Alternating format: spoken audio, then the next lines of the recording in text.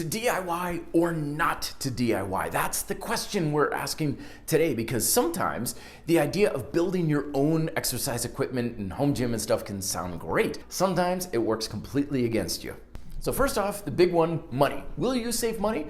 Maybe, but it can also be a huge cost expenditure. It certainly has been for me. I've spent way more money on DIY projects than commercial products that I've just bought myself. In fact, in most cases, I just would have been better off just buying the darn thing outright and being done with it. Because oftentimes what I would do is I would build something and be like, great, this is awesome. I saved all this money. But after using it a little bit, it's like, yeah, but it's not really that good. And so I need to solve these problems. And so I'd build it again. It's like, well, now it's got these other problems. And I'd build it again and again and again. And before I knew it, I ended up spending way more money on it than if I just bought it outright. Plus, you also have to consider the time and energy expenditure too. It never fails. Every time I put up a video on a DIY project, someone comments, why would I spend all this time and energy building it just to save 20 bucks when I could just click buy now on Amazon and be done with it? And other people, when I post something on a reviewed product, commercial, they're like, why would I buy this when I could just DIY it?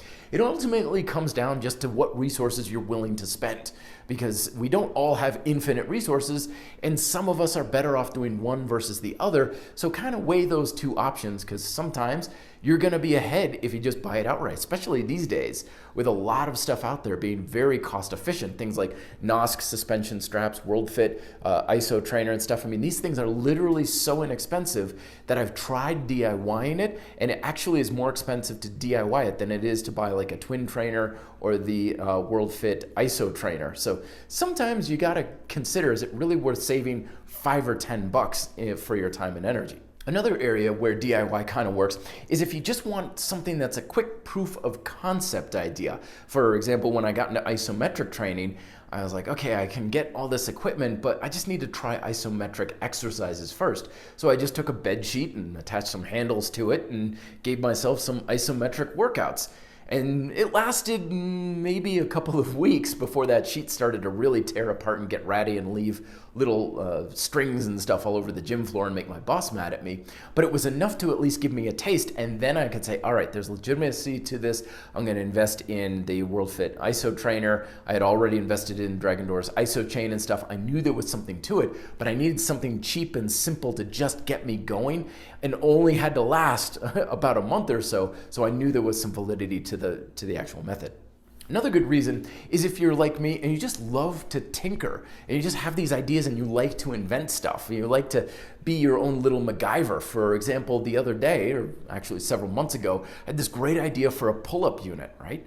And I just couldn't get this idea out of my head. I was losing sleep over it. So off to Home Depot I go, and I spent an entire Saturday going back and forth to the Home Depot and the hardware store and doing things online. And is there a bolt that looks like this and everything? And I spent over $300 in materials. And at the end of the day, it was a colossal failure. It was complete junk, didn't work at all. There was no way around it. It was like, yep, this idea just doesn't work. Now, many people will say you blew an entire Saturday and hundreds of dollars for something that didn't work, but to me, it was money well spent because it got the idea out of my head. It's like, I love tinkering it with it. I loved doing the invention, the inventor's process. So for me, it was perfectly fine.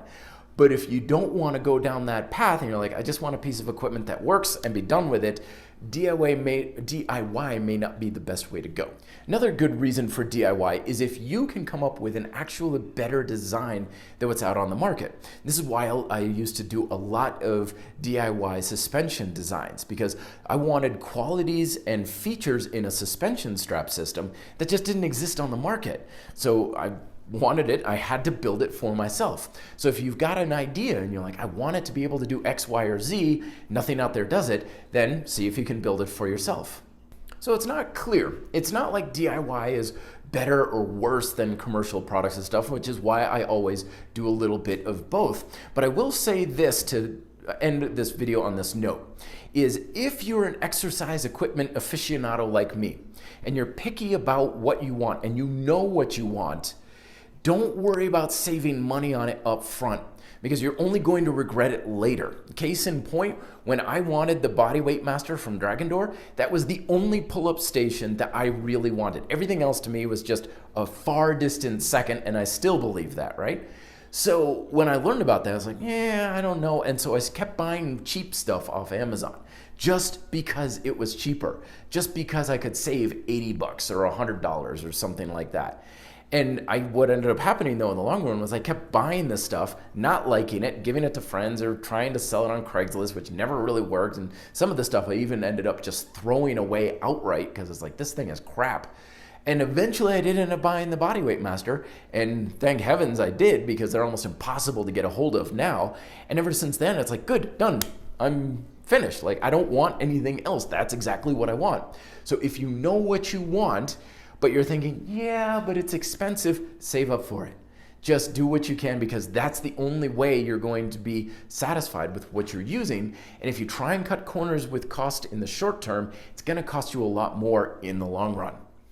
So thanks very much for watching. Again, the DIY playlist is up here. There's other videos here on reviews, of course, and let me know if you have questions down below. Till then, be fit, live free.